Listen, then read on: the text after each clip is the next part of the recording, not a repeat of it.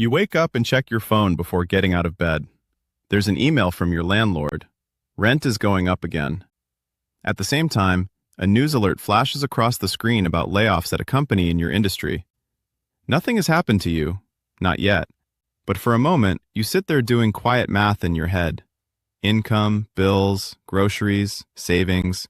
The numbers technically work, but they feel tighter than they used to. And that feeling, more than any headline, is what more people are starting to notice. For most of modern American life, there was an unspoken deal. Work hard, stay consistent, and life gradually improved. Maybe slowly, maybe unevenly, but forward movement felt real. A stable job meant stability at home. Experience led to raises.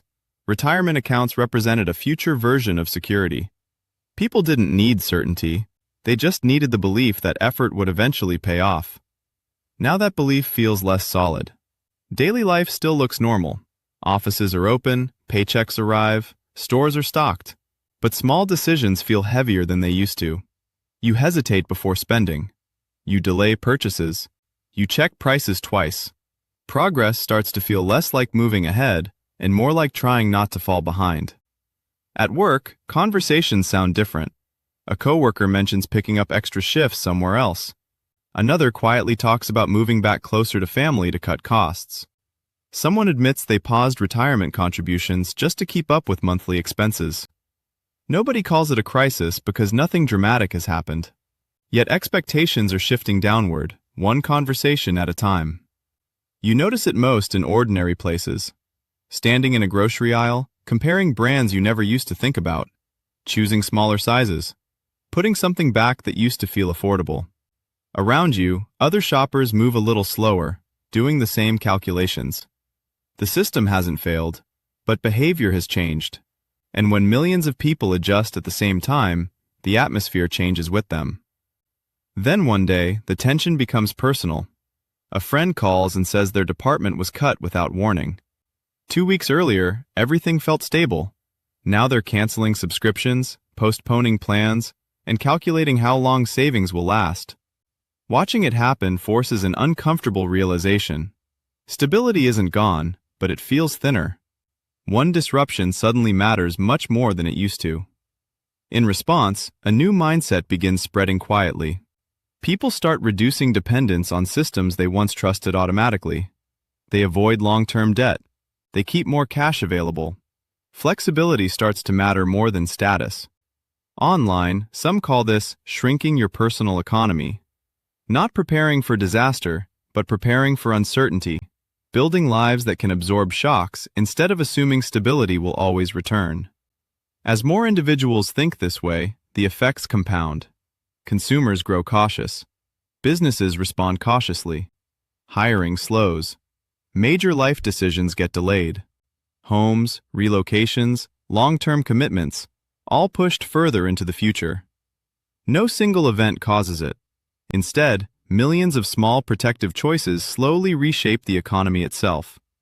Not everyone agrees on what this means. Some believe it's anxiety amplified by nonstop news and social media, making instability feel larger than it is. Others believe deeper structural changes are underway, rising costs, shifting labor markets, and wealth becoming increasingly detached from everyday workers. Both groups live in the same reality, but interpret it differently. The divide isn't just economic anymore. It's psychological. What's clear is that priorities are changing. Success begins to look less like constant growth and more like resilience. People value savings over expansion, flexibility over prestige, local stability over distant promises. Whether this moment turns out to be temporary or transformative is impossible to know while living through it. But belief alone is already changing behavior. And sometimes, the biggest shifts in a society don't begin with collapse or crisis. They begin quietly, when ordinary people start preparing for a future that suddenly feels less certain than the past they were promised. And if this trend continues, the changes won't arrive all at once. They will settle in slowly, almost invisibly. A year passes, and cautious habits become normal. People keep emergency savings longer instead of investing aggressively. Side income stops being optional and starts feeling necessary. Job loyalty weakens because workers assume stability can disappear without warning. Employers notice the shift too. Retention becomes harder. Long-term planning gives way to short-term flexibility. The economy doesn't stop. It adapts to a population that trusts less and hedges more. Over time, entire lifestyles begin to adjust around this mindset. Friends gather less around spending and more around practicality. Vacations become shorter. Moves are calculated carefully. Risk feels heavier than it once did. Younger workers delay milestones their parents considered ordinary, buying homes, changing careers, starting families.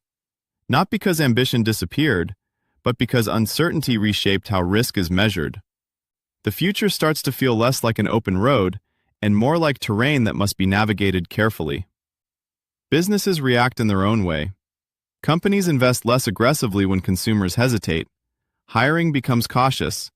Automation becomes attractive because predictability matters more than expansion. Each decision makes sense individually, but together they create an environment where growth feels slower and opportunity feels narrower. No announcement declares this change. It emerges gradually from millions of rational decisions made under uncertainty. The psychological effect may be the most important part. When people believe tomorrow will automatically be better, they take risks, start businesses, relocate, invest in skills, build long-term plans. But when that belief weakens, behavior shifts toward protection instead of expansion.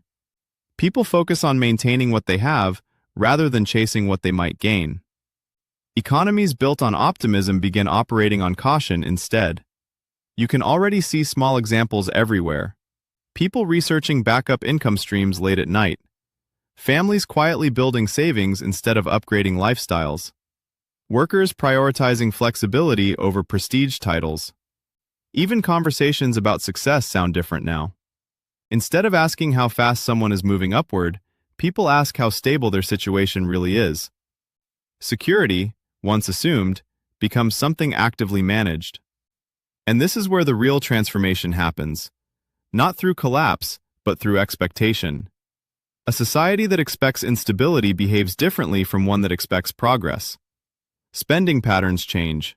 Career paths change. Even definitions of success change. Stability itself becomes the goal. Resilience replaces growth as the measure people quietly pursue. None of this guarantees disaster, and none of it proves decline is inevitable. History shows that societies move through long periods of adjustment without dramatic endings. Systems evolve, policies shift, new opportunities appear where old ones fade. But the emotional shift happening now may matter more than any single economic indicator. When ordinary people begin reorganizing their lives around uncertainty, the culture changes first, and the economy follows later. So the question may not be whether a collapse is coming. The question is what happens when millions of people start acting as if stability can no longer be assumed. Because once behavior changes at scale, even a functioning system begins to feel different from the inside.